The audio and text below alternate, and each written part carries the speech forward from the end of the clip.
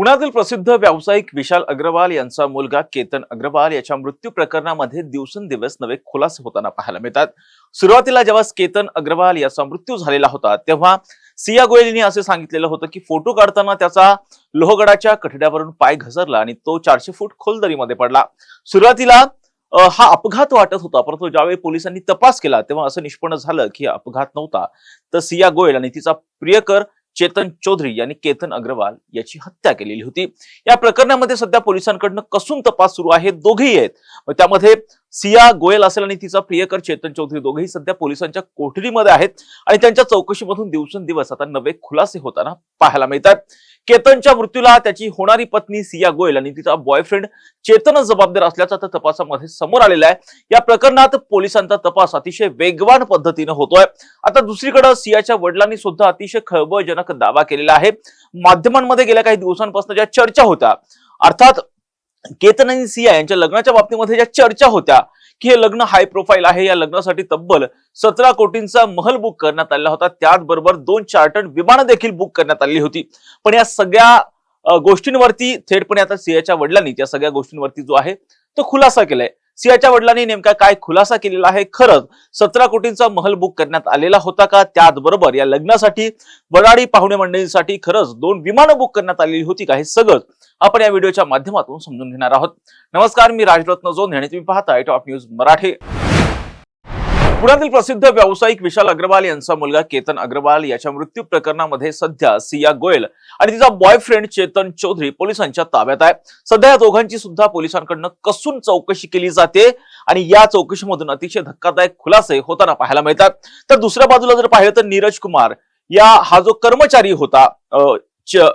कर्मचारी होता चेतन चौधरी याच्या दुकानामध्ये काम करणारा कामगार जो होता नीरज कुमार, या कामगाराला पोलिसांनी माफीचा साक्षीदार बनवलेला आहे, जेणेकरून हा खटला व्यवस्थितपणे पुढे जावा आणि या प्रकरणामध्ये जे दोषी आहेत त्यांना कठोरात कठोर शिक्षा व्हावी यासाठी पोलिसांनी आता नीरज कुमार जो की चेतन चौधरी याच्या दुकानामध्ये काम करणारा कामगार होता त्याला माफीचा साक्षीदार बनवलेला आहे। याच नीरज कुमारचा मोबाईल फोन घेऊन चेतन चौधरी थेटपणे लोहगड किल्ल्यावरती गेलेला होता आणि याच्याकडे या नीरज कुमारकडे स्वतःचा मोबाईल दिलेला होता आणि तो मोबाईल त्यांनी दिवसभर म्हणजे तब्बल 10 तास इंटरनेट बंद ठेवलेलं होतं आणि त्यामुळे आता नीरज कुमार यालाच या संपूर्ण प्रकरणामध्ये आता माफीचा साक्षीदार बनवल्याची माहिती मिळते।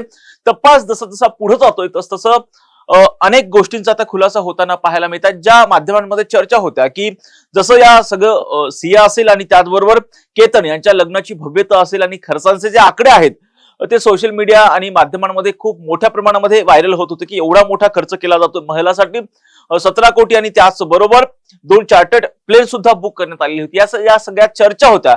यावरती आता सियाच्या वडिलांनी सुद्धा जो आहे तो खुलासा केलाय। खरंच सिया आणि केतनच्या डेस्टिनेशन वेडिंगसाठी 17 कोटींचा महल बुक केलेला होता का? खरंच 2 विमानं बुक केलेली होती का? या प्रश्नांचं उत्तर आता स्वतः सियाच्या वडिलांनीच दिले, जे ऐकून सगळेच आता तुम्ही थक्क होणार आहात। कारण सियाच्या वडिलांनी माध्यमांसमोर यात स्पष्ट केलंय की 17 कोटींचा महल किंवा 2 विमानांचं बुकिंग या केवळ माध्यमांमध्ये होणाऱ्या अफवा आहेत। मुलगी बघण्याच्या कार्यक्रमापासून ते थेट लग्नापर्यंत देवकार्यासह सर्व विधींचा मिळून एकूण खर्च जो आहे तो 4.5 कोटी ते 5 कोटींच्या घरामध्ये होता असं त्यांनी सांगितलेलं आहे। म्हणजे 17 कोटींचा जो आकडा जो सध्या सांगितला जातोय की 17 कोटींचा महल बुक करण्यात आला होता, हा आकडा पूर्णपणे खोटा आहे असं सुद्धा त्यांनी सांगितलेलं आहे।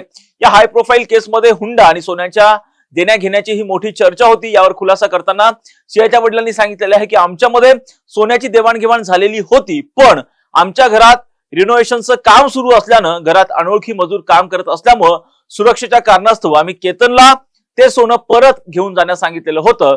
अग्रवाल कुटुंबाकडून आलेलं सगळं साहित्य परत केल्याचंही त्यांनी सांगितलंय। सध्या त्यांच्याकडे फक्त केतनचं एक ब्रेसलेट आहे आणि सियाची एंगेजमेंटची जी रिंग आहे, अंगठी आहे, एवढंच असल्याचा दावा त्यांच्या कुटुंबियांनी केलेला आहे।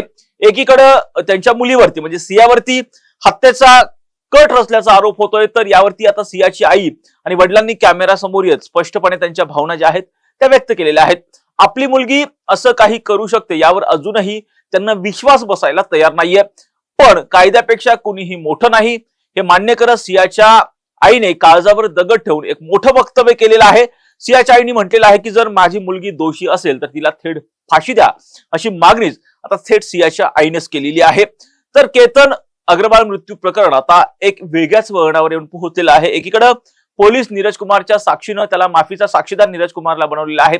त्याच्या आधारे सिया आणि चेतन भोवतीचा फास अधिक घट्ट आवळला जाण्याची शक्यता आता वर्तवली जाते. तर दुसरीकडे सियाच्या कुटुंबियांनी खर्चाचा जो आकडा आहे, सोन्याची जी देवाणघेवाण झालेली आहे, हुंड्याची जी देवाणघेवाण झालेली आहे, हे सगळे दावे जे आहेत त्यांनी फेटाळून लावलेले आहेत. परंतु या सगळ्यात सर्वात महत्वाची गोष्ट म्हणजे आपल्या लेकीनं जे कृत्य केलेलं आहे त्यावरती आता सियाच्या पालकांना विश्वास बसत नाहीये. जर तिने असं कृत्य केलं असेल तर तिला फाशीची शिक्षा द्या, अशा पद्धतीची हतबलता मागणी आता सियाच्या माता पित्यांनीच केलेली आहे. यामुळे आता या संपूर्ण प्रकरणामध्ये पोलीस तपासामधून काय निष्पन्न होतं, पुढे कोणते धक्कादायक खुलासे होतात, हे सगळं पाहणं आता महत्वाचं असणार आहे. या प्रत्येक घटनांचे अपडेट आम्ही टॉप न्यूज मराठीच्या माध्यमातून आपल्यापर्यंत पोहोचवणारच आहोत. यासाठी तुम्ही पाहत राहा टॉप न्यूज मराठी, आपला महाराष्ट्र आपली बातमी.